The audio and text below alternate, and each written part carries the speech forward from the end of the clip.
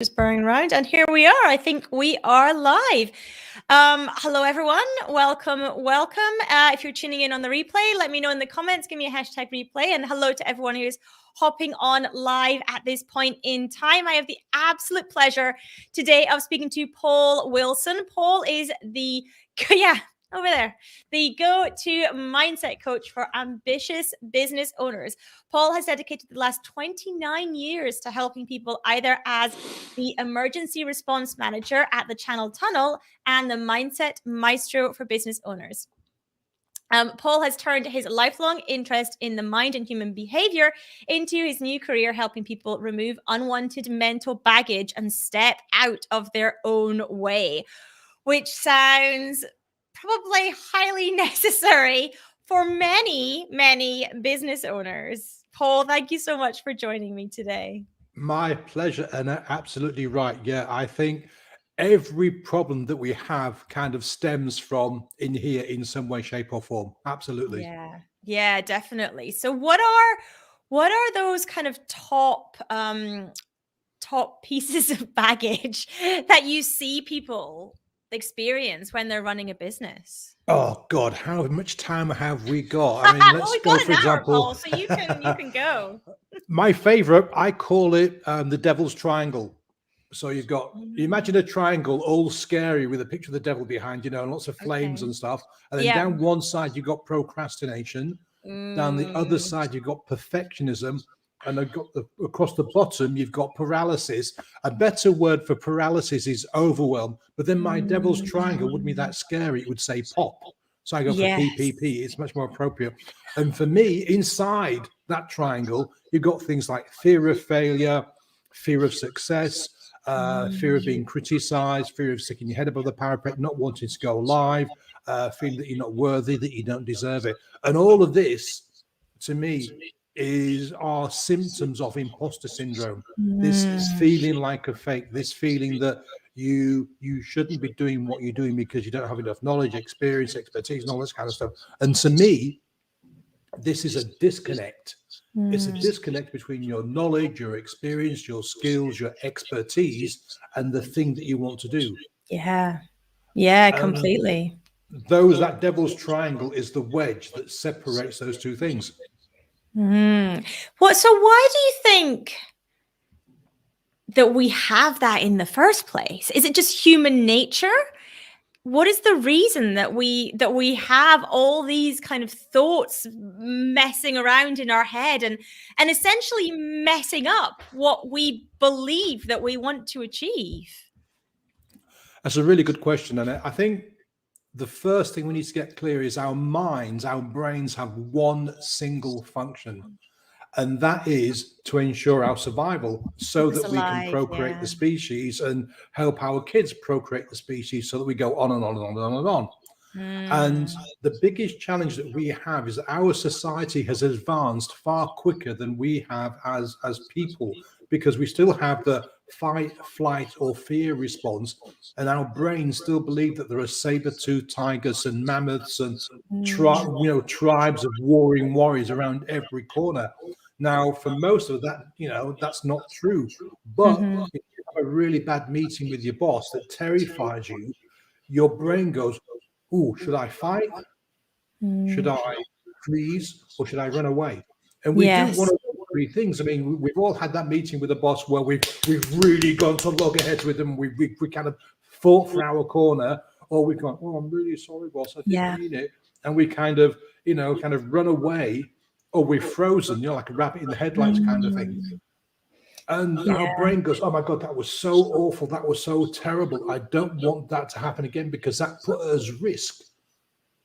So 5 years hence, you want to go for a promotion or start a business, and your brain goes, we can't really do that, because you remember 5 years ago when we had that big thing, that was really, really scary. That was really frightening. We don't want that to happen again. So we're going to do things to make sure that we don't go and do that scary thing again. Yeah, absolutely. People talk about this kind of like little devil, this inner voice, this nagging thing, this very negative. But I don't see it as negative. I just think it's misplaced help.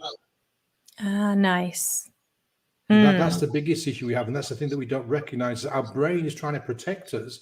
But what we see, what a lot of people see, oh my God, I'm stopping myself. I'm getting in my own way and blah, blah, blah, blah, blah. Yeah. When in fact, it's the brain trying to protect us from something that happened in the past.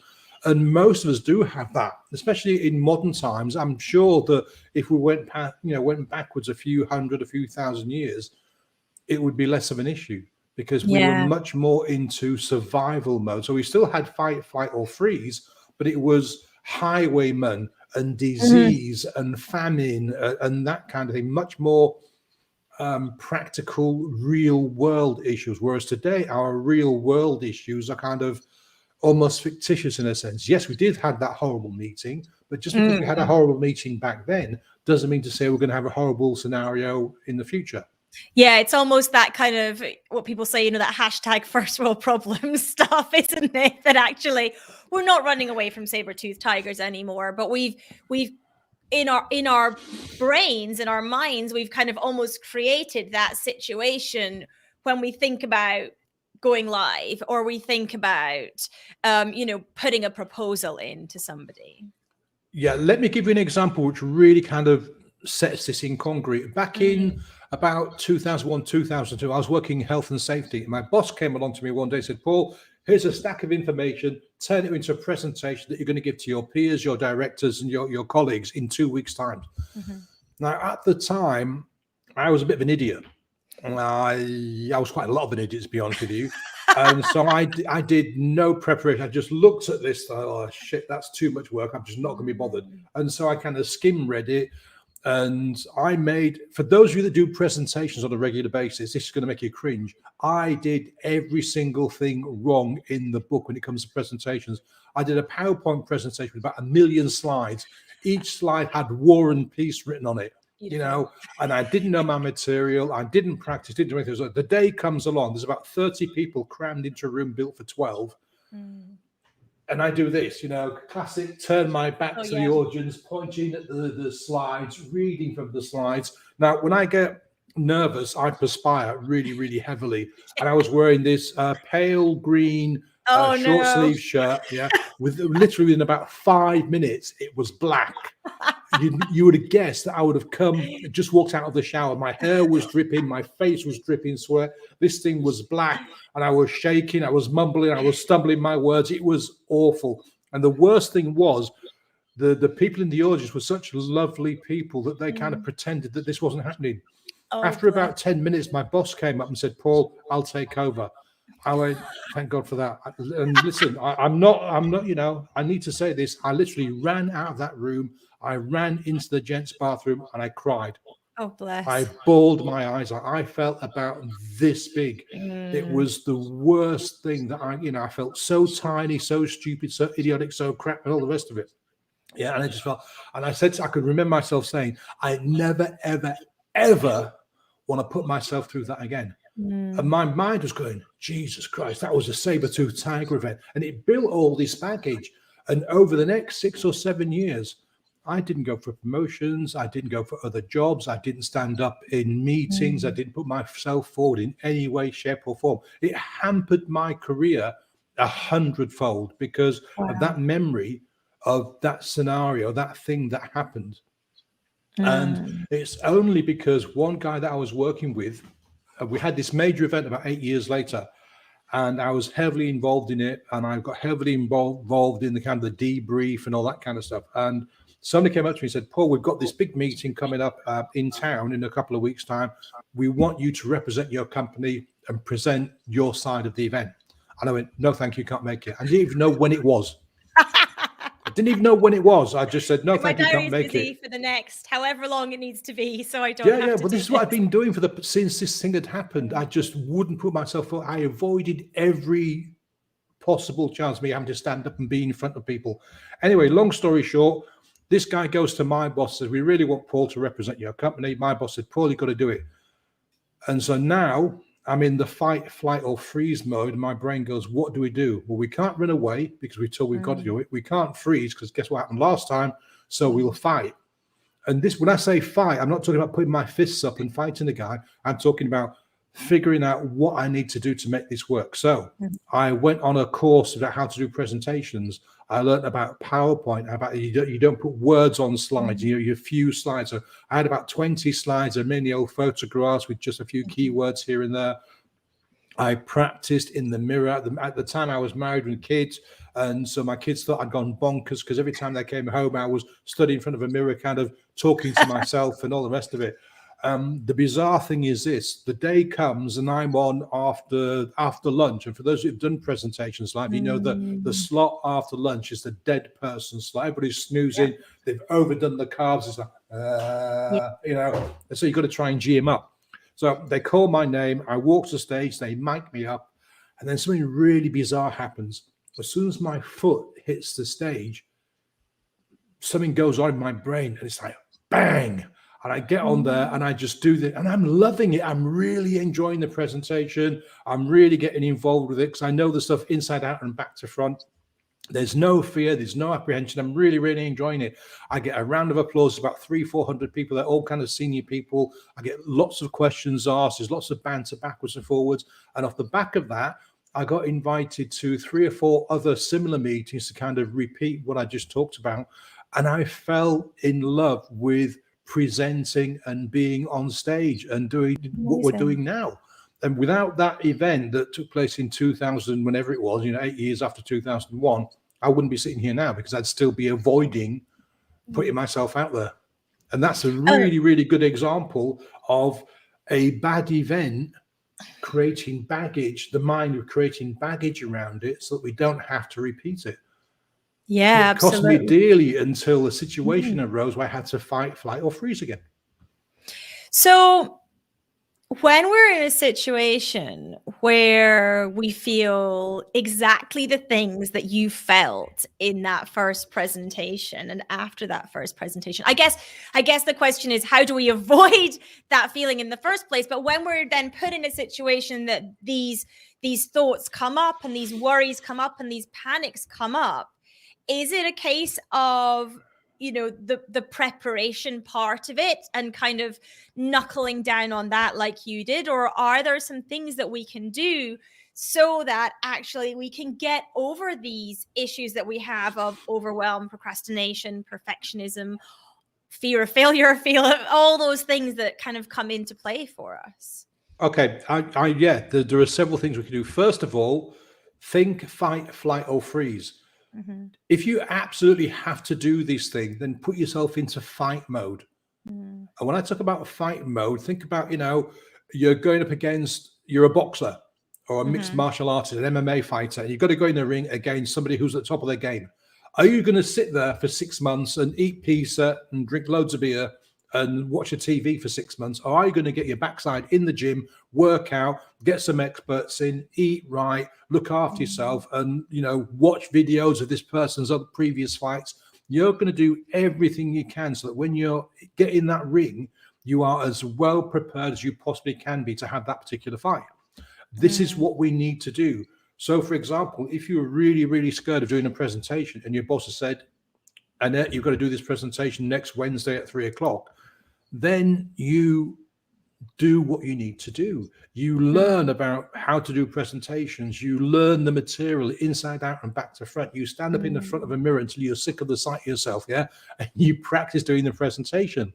You do what you can. That's if it's coming up next Wednesday. If there are things that are bugging you, you want to start, say you want to start a side hustle. You've got a job, you're in a 9 to 5, and you want to start a side hustle, but this little voice keeps going, no, Paul, you're no good, you're crap, you can never do anything, blah, blah, blah. What we have to do is to figure out where that comes from. Yeah. Figure out where that comes from and go back through your experiences and kind of work out what the incident was that started this. And then what you do is you let go of all that baggage. You just say to yourself something really simple, like, you know what? Yeah, I was younger at the time. I made a lot of mistakes. Like I said, yeah, I was an idiot. I was a lazy person. I didn't pay attention. That was me then. Accept that, and then just let it go. Tell yourself, look, okay, I made mistakes. I screwed up. I messed up. Nobody's perfect. There's no such thing as perfection. I made a mistake. This time, I'm not going to make mistakes. I'm going to do the best I can for every single thing that I do. And and I'm going to do that by being prepared. Yeah, absolutely, by being prepared, but also by kind of looking for these kind of scenarios in your past and forgiving yourself for them. If you walked into a relationship and the person was a real narcissist and you've done that 2 or 3 times, hopefully now you've learned your mistakes about, picking the wrong kind of person. Just accept it. Okay, yeah, I screwed up. I picked the wrong guy 3 times in a row. My bad. I've learned now. I'm going to move forward, and I know what the warning signs are. I know what the red flags are. I'm not going to go down that road again, no matter how charming, nice, gorgeous, whatever. Learn from your mistakes, accept it, and move on. And I think there's definitely a kind of personal responsibility piece here, isn't there, in doing that? So understanding that, yes, some things were my problems, my issues, the things that I have brought in here, because I am not perfect, even though that's quite hard for me to say. But of course, none of us are.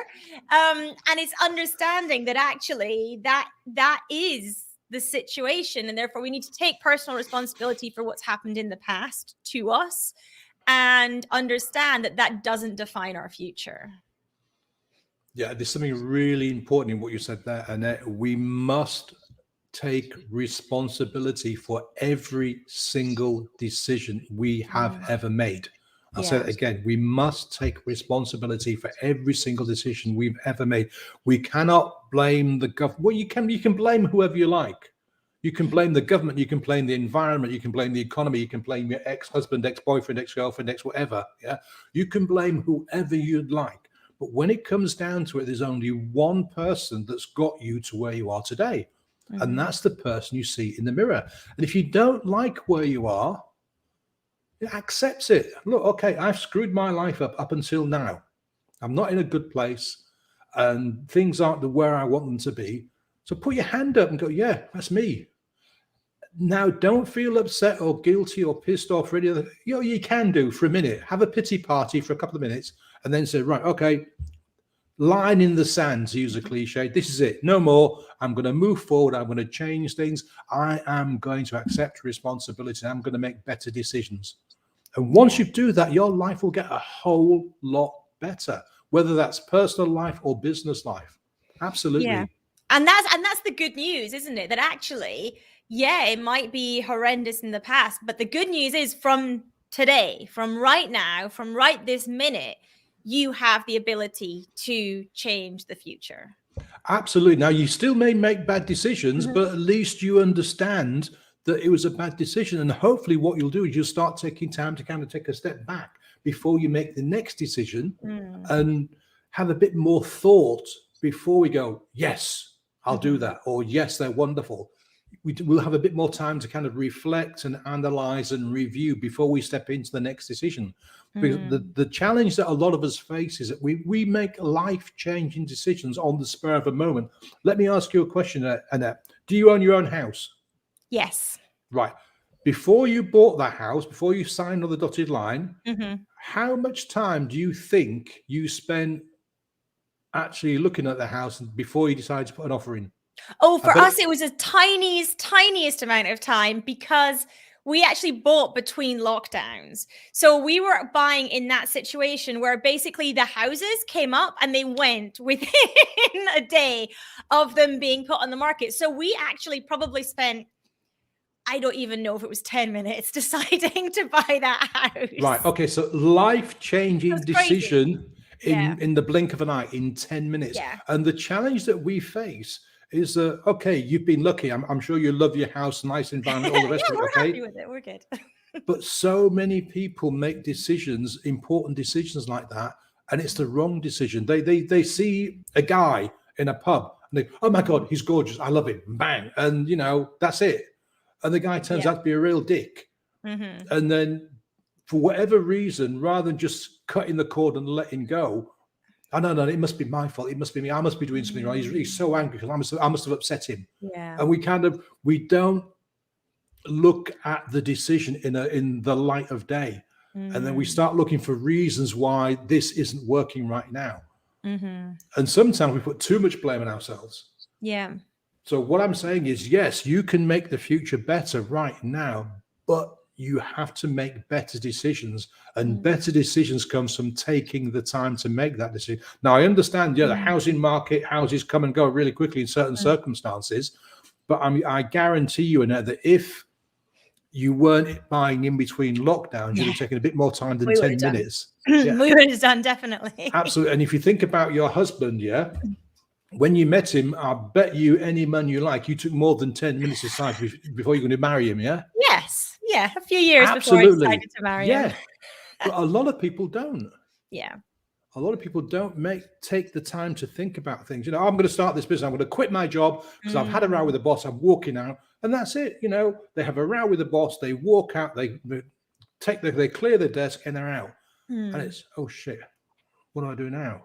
Yeah. And we're in a really bad place because we've got no savings or very little savings, and we can't go for another job because we're not going to get a reference from the previous employment. And what do I do? Yeah. I'll start a business. But we know nothing about business. We know no research. We know nothing about marketing or any of the kind of stuff. And a year down the line, we've spent all our savings. We've got zero money. We're back to square one again. Yeah, completely. We must take responsibility for our lives. Once you do that, things get better. Yeah. If you start making better decisions, absolutely. Yeah, completely. What would you say to people who are... they understand all this, they get it, but they're stuck in that overwhelm. They're stuck in the, but I've got so much going on. I'm so overwhelmed. I don't know. I'm just stuck here, because I suspect we have some people who are feeling that. They're like, yes, logically I get this. However, like, I'm here, I'm in this thing and I'm overwhelmed by it and I don't know what to do. And they almost can't take a breath because they've got all these things spinning. Right, you just gave the answer there, Annette. Take a breath. Yeah. Take a breath. Seriously, I'm not joking here, folks. Literally, sit down and take a breath. A few deep breaths. Yeah. And then start to look at where you are. Look at what isn't working. Look at what is working. I guarantee you that there will always be something that is working. You're still alive. You've still got a roof over your head. Yeah. You're still in a loving relationship, hopefully. You've still got people that you can turn to. There are still people in your corner, to use the boxing analogy again. You've still got people you can rely on. Then figure out, what are you overwhelmed by? What is overwhelming you? Now, is it actually real? Now, I'm not being rude here. I just want you to kind of think about the situation.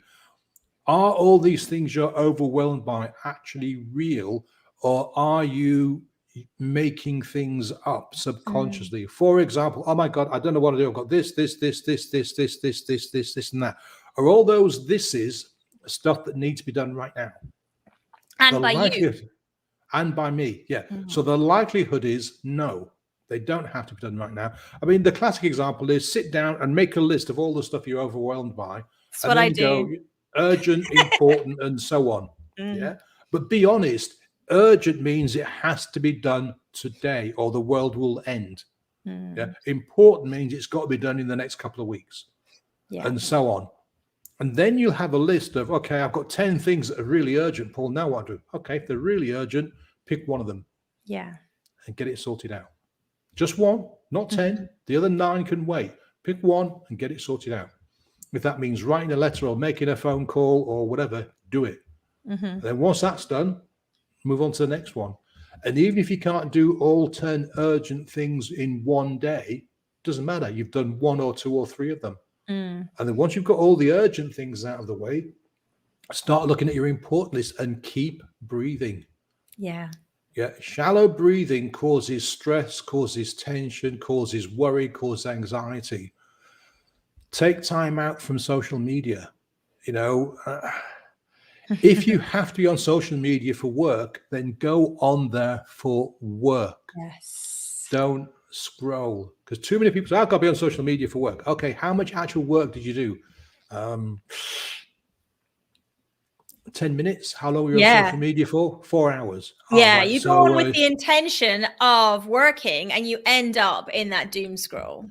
Yeah, absolutely. And the thing is, people blame social media for an awful lot of things these days. Social media is just a tool. Yeah. Think of a gun. A gun is an inert object. It can lie there for centuries and not do anything. It's only when a person picks it up and does something bad with it that it becomes a bad thing. Yeah. And it's the same with social media. Yes, there are bad people out there. Yes, there are scammers. Yes, there are troll farms and so on and so forth. But if you see it as a tool and use it appropriately, then you're not going to fall foul and fall down that pit of, doom and gloom, that pit of overwhelm. Yeah. The same with the news. If you get up in the morning, the first thing you do is turn the radio on, listen to the news. No. If you have the news on all day long, one of these 24-hour news channels, no. Yes. Newspapers and TV news sell bad news because for some bizarre reason, that's what we thrive on. Yeah. We thrive on bad news. I think it might be there, but for the God go I kind of scenario, but who knows? It might be the thrill seeking. That wears off really quickly. So go on a news diet. I don't have a TV, but I don't watch the news. I have my phone and I will, once a day spend 2 minutes looking at the headlines. Yeah, I do that too. That's exactly what I do. I just go onto BBC website once a day, have a look, check there's nothing crazy happening and come back off again.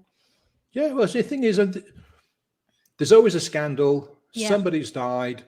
Somebody's done something horrible, and there's a war somewhere, and there's a famine or something going on. Always, it's always been the same. Even before social media, even before the TV, even before radio, even before newspapers, all this stuff was still happening. We just didn't get fed it 24/7. Yeah. I mean, my parents got a TV. I mean, I'm 61, so I was born in 1960. My parents got their first TV when I was about 7 or 8, something like that. Yeah. Before that, they had a radio. And before that, when my kids were my parents were really young, they didn't have access to the radio. Because it was like, it's something for the grown-ups. Yes. And newspapers. Whereas now kids have phones. Kids can tune into social media and the news 24/7. Yeah. We have to start to... Okay, let me give you a better analogy. Christmas Day, most people pig out, they eat too much, they drink too much, and but most of Boxing Day it's like can't move. Well, I'll have some more food, please. Yes. And then what happens is the day after Boxing Day, the 27th or the 28th, depending on the time, if it's a weekend or not, you think, okay, I've got to get myself back into shape. So you start eating sensibly again. You cut down on the booze again. You might even go on that dreaded word diet for a few weeks just to try and get your weight back to what it was beforehand. I would strongly suggest that you look at going on what I call a mental diet. And what I mean is getting rid of all the crap that you put into your brain. Just like we eat crappy food and donuts and chocolate and beer and God knows what else, yeah? We do the same mentally. We've got negative people around us and we spend time with them. We absorb this negative news. We see a fight in the street and we stop and watch it. Rather than calling 999 and walking on, we get fascinated by the macabre. Yeah, people watch horror movies. Car crash on the motorway, isn't it? Where people slow down. It's not the crash that causes the hold up because they get cleared up pretty quickly. What causes the hold up is people slowing down to 2 miles an hour going, oh my God, look at that. Isn't that really bad? Yeah. And the emergency service get really pissed off with you because they just want you out of the way so they can deal with it and move on. But no, so we have to go on a mental diet. That means limiting access to the news, limiting access. If you've got a lot of friends, and a lot of them post loads of crap that scares you or worries you or just upsets you, did you know that you can unfollow them? You'll still remain friends, using Facebook as an example. You can still remain friends, be in contact with them, but you won't see the stuff they post. Yeah. You could curate your feed, and you can do that for all the various channels. The worst one is Twitter. But with Twitter, again, you can unfollow people if you're on there. Yeah. Really put yourself on a mental diet. Look at you can actually make a list. Where do all this negative stuff come from? If you've got a partner who's very negative, who is always having a bad day at work and comes home really grumpy and pissed off and upset and all the rest of it, see if you can help them. Yeah. Or give them an hour or two to simmer down from the work and, let them kind of normalize before you interact with them. Figure out ways you can do things. We must limit the amount of negative input because that stuff is like, If you eat chocolate all day long, if you eat cake all day long, if you consume bags and bags of sugar all day long, eventually your body gets clogged up. And, we have problems with the heart, the liver, the kidneys, the lungs, and everything. It's the same with the brain. Yeah. If we start filling it with negative crap, we start to have a negative outlook on life. Oh, you know what? Don't know why I'm bothered. It's never going to work out. This is why so many people set goals and they don't achieve them, because their expectation is, I'm never going to get there. I'll never do it. I'll never make it. Or it won't work out. I might make a bit of money from it, but it won't be brilliant. So we have the thing that we want, and then we have the expectation, but our expectations don't match what we want. And so we never get it. What we need to do is to reduce the amount of negative input. And if you can't think of positive stuff, and I'm not talking toxic positivity, I'm not, I've got to be up and high and happy all day long, 24/7. No, that's ridiculous. I'm talking about, removing as much of the negativity from our lives as possible. Then you can move forward. Then the overwhelm will start to drop down, because you'll see things for what they really are, just stuff that needs to be dealt with, or stuff that can just be ignored, forgotten, put to one side.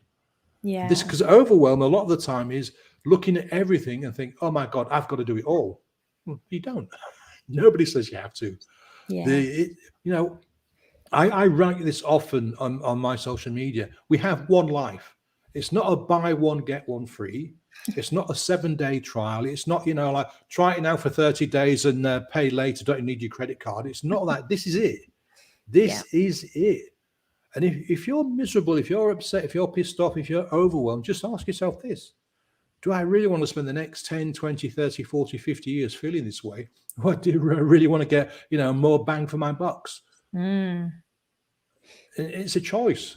It is a choice. Talking about right back to start this conversation about taking responsibility, deciding what you want, and then going for it with the right kind of expectations. Yeah, absolutely.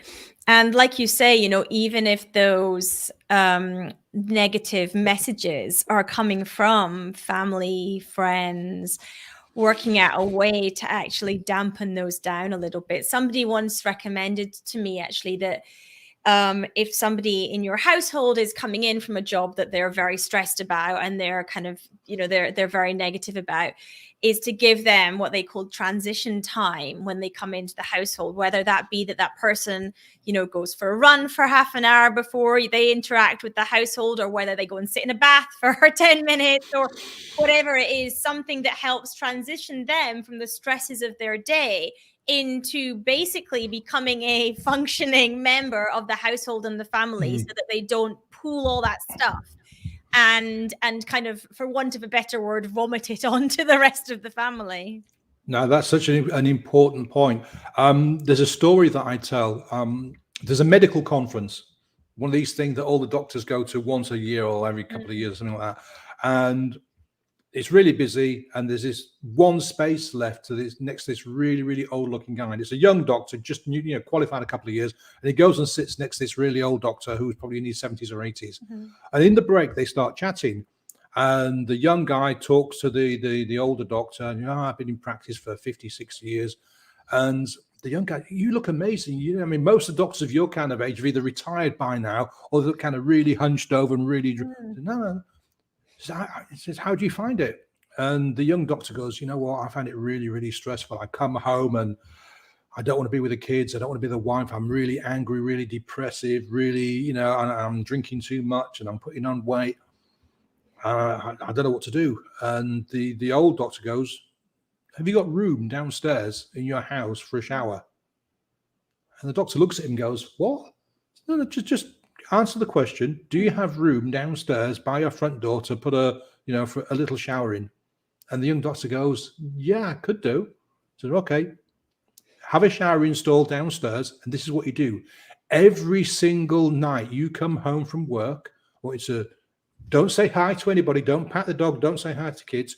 You open your door, walk into the shower, take your clothes off and get in the shower and scrub yourself down. And as you're scrubbing yourself down, I want you to imagine all the bad news you've had to give people, all the negative grief you've been given by your patients, all the cancer treatments and all the stuff that hasn't worked, all that stuff.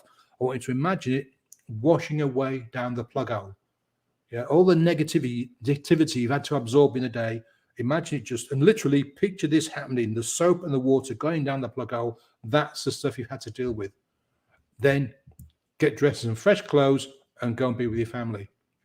So you say, okay, well, that's a bit weird, but I'll try that. 2 years later, they meet again at another conference, and the young doctor's looking fresher, looking happier, looking really bright, smiley, and there's 2 spaces, and he sits next to the old doctor. He goes, oh God, yeah, thank you so much. It's amazing.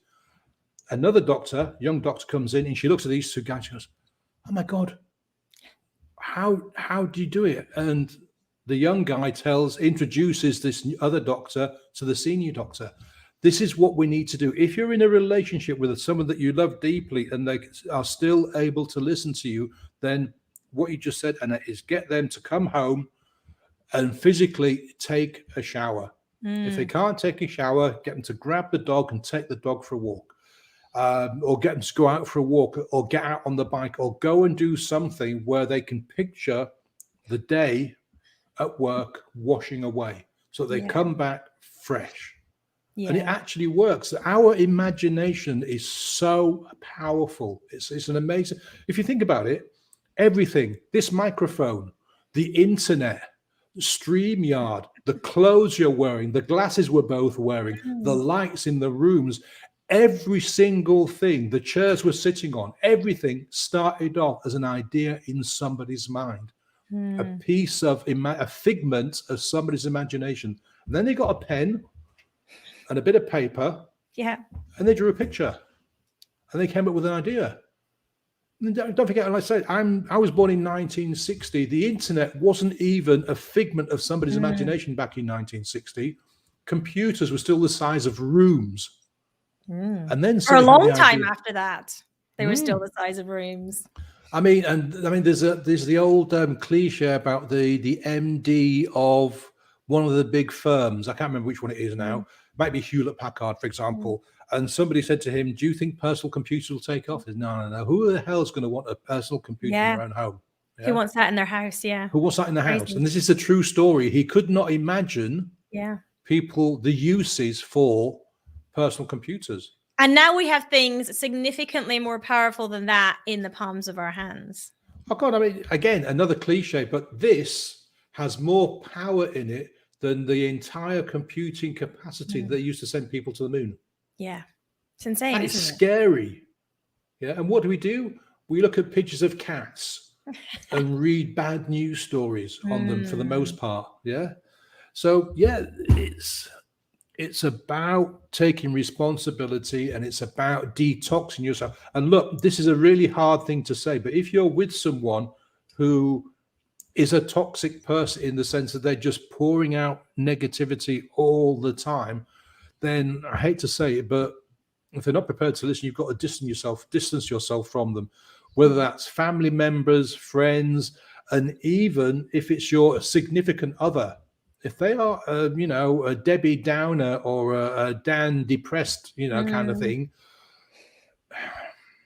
you've got to make a choice. You've got to take responsibility. Because if that person is bringing you down 24/7, 365, is this the person you want to spend the rest of your life with? Particularly if they're not prepared to accept they need help to make changes. If they are, then you can do stuff like we said about the shower or going for a run or changing their viewpoint.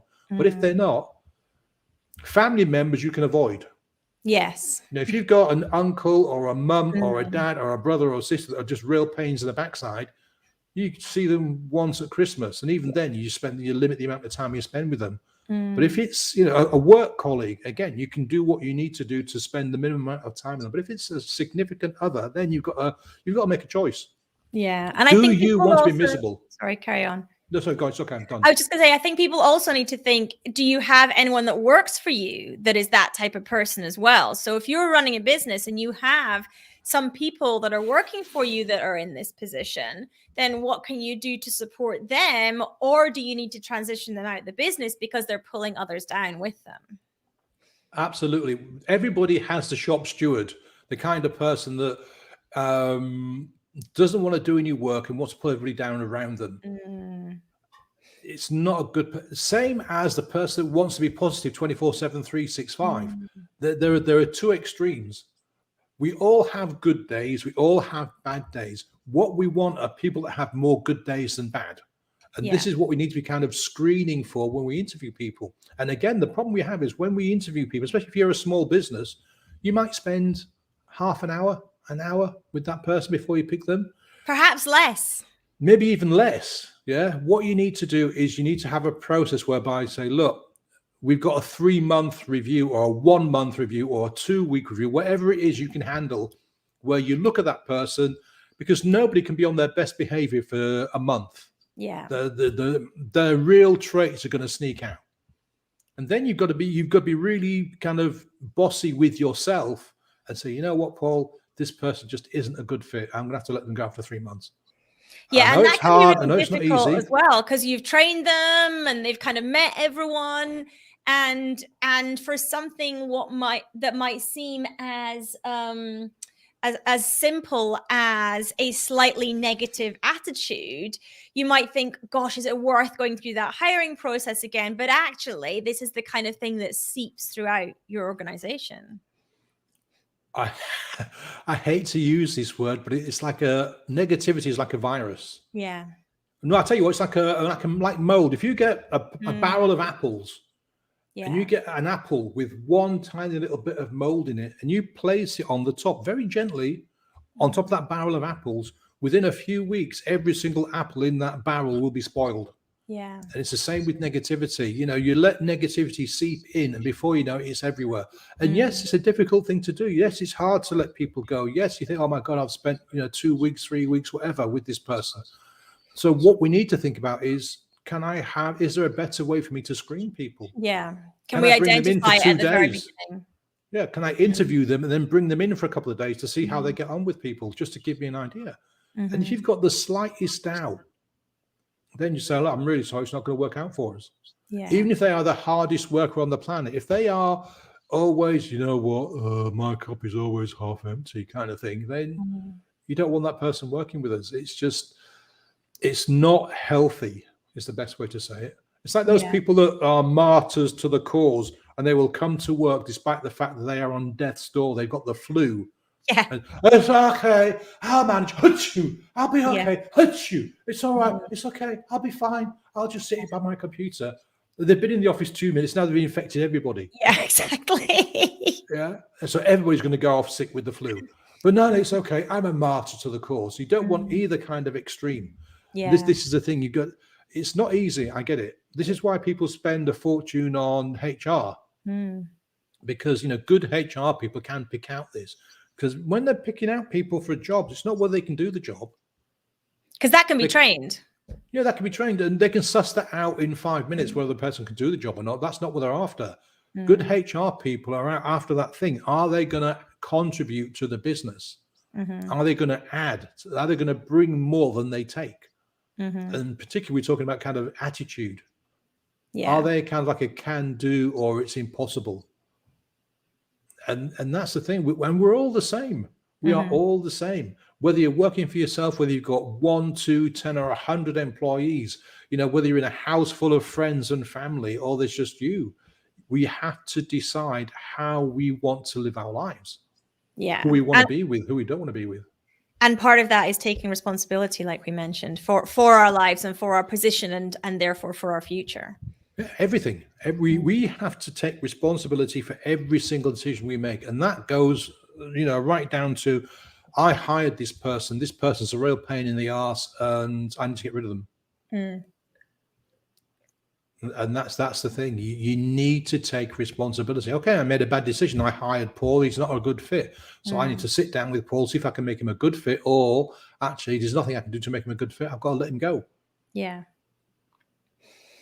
Yeah, completely. Yeah, absolutely. It's life is a challenge. And I can't remember the exact quote now.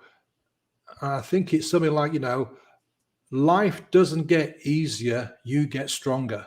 I like that.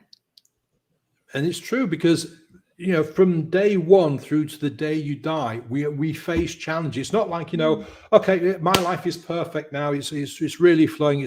No, Your best friend might pass away. You might get knocked over by a car. You might have a really serious illness. Your business might, despite your best efforts, your business might fail. The challenges hit us all the time. But what happens in life is if you take responsibility, start making better decisions, you start being better able to deal with the stuff that life throws at you. And that's what it's about. It's like, if you kind of stick your head in the sand like an ostrich and pretend nothing's happening, fight, flight, or freeze again, you're not going anywhere. Whereas if you go, you know what, I love my life, I love what I'm doing, I'm going to do the best I can, and whatever happens, you deal with it in the best way possible. So it's not that you get, you just get stronger, you become a better person. Yeah, so this taps into resilience then as well overall. Oh my God, resilience. For me, the first step in resilience is the R word, is responsibility. You cannot be a resilient person if you don't take responsibility. If you keep blaming everybody else, how can you be resilient? How can you kind of like, I can't think of a gender neutral phrase, but how can you man up? Yeah. If you keep sticking your head in the sand all the time? How can you kind of face what's coming at you? How can you deal with a challenging situation if you don't go, you know what, it's just another situation. Yeah. I'll deal with it. I've been fired before. I've been ill before. I've faced challenge before. It's just another challenge. We'll deal with it. Whereas people go, oh my God, no, it's too much. I can't do it. What am I going to do? It's never happened to me before. Okay, it may never happen to you before, but it's still a challenge. Challenges have solutions. Challenges have ways around. Challenges have things you can do to overcome them. Or if you can't overcome it, you can get through it. I mean, what's that phrase? This too shall pass. Yes. This too shall pass. Every single situation that we find ourselves in is temporary. Now, temporary might be 5 minutes, might be 5 hours, might be 5 years, but it's still temporary. Yeah. There's an end in sight. There's an end in some way, shape, or form. What do people say? It's you've already survived all of your worst days so far. Yeah, you're still here. You're still here. Exactly. If you're still here, you're doing something right. Exactly. Yeah, and if you're still smiling, you're doing even more right, but that's ridiculous. You're doing better than you were doing. If you're able to face stuff and put a smile on your face most of the time, then you're doing better than you were doing 5 years ago. I mean, I certainly am. I used to be a real Debbie Downer, 10, well, even 5 years ago, 5, 10, 15, 20 years ago. I mean, I've had depression. I've tried to kill myself 3 times in my life, and I've been in really, really, really dark places, but not anymore. Yeah. Because finally, there's a phrase, which is a bit of a cliche, light at the end of the tunnel, but ask yourself this question: where is the light at the end of my tunnel? Because if you don't know, then you need to figure that out. Because if you don't know where the light at the end of the tunnel is, how do you know where you're going? How do you know where you want to be? How do you know what you want to do? Figure that out, and then you're 9/10 of the way of sorting out every single challenge in your life. If you know where the light at the end of your tunnel is, absolutely. Yeah, I think that's an amazing thing for people to think about, the light at the end of their tunnel. And I also think, that sort of smiling more days, that comes back and links us nicely into that whole mental diet, doesn't it? The positivity, having the right messages that you are consuming, essentially. Yeah, absolutely. We have our emotions for a reason. If somebody close to you dies or has an accident or is taken gravely ill, that is not the time to go, I'm really happy and blah, blah, blah. No. Yeah, sadness, you want to be sad. You want to grieve. You want to be upset. Well, I disagree. It's not that you want to be sad. It's just that sadness is probably the appropriate response at that time. Grief is probably the appropriate response at that time. Because, you feel sad that your friend or your partner is suffering. And that hurts. You, especially when you think, oh my God, I can't do anything to help them. I am unable to help this person who is struggling so much. And that hurts, absolutely. And that's the appropriate kind of response to have. Yeah. Not, oh, look, they're really suffering. I feel great anyway. Well, that's ridiculous. That's what's called toxic positivity. And it's unnatural, it's unnecessary, and it's unneeded. Emotions are there for anger is an emotion. Anger is very helpful when it's used in the right kind of circumstance. When we have problems with anger is when anger is the prevalent emotion. When your response to everything is to get angry. That's not right. Yeah. Emotions are there to help us deal with things. That's why we evolved with emotions. If you think about it, nature is brilliant. Nature is amazing. And nature has equipped us with these emotions to deal with life. Sadness, anger, fear, envy, jealousy, all this kind of stuff. They're there for reasons. And when used appropriately in the right circumstances, they're incredibly helpful. But when the challenge is when we don't use them, or when we misappropriate them, if that's the right word, when we put them in the wrong places at the wrong time. Yeah, amazing. Paul, I feel like I could talk to you for the next 4 hours on these. Oh, yeah, I can go for 4 hours if you like, no problem.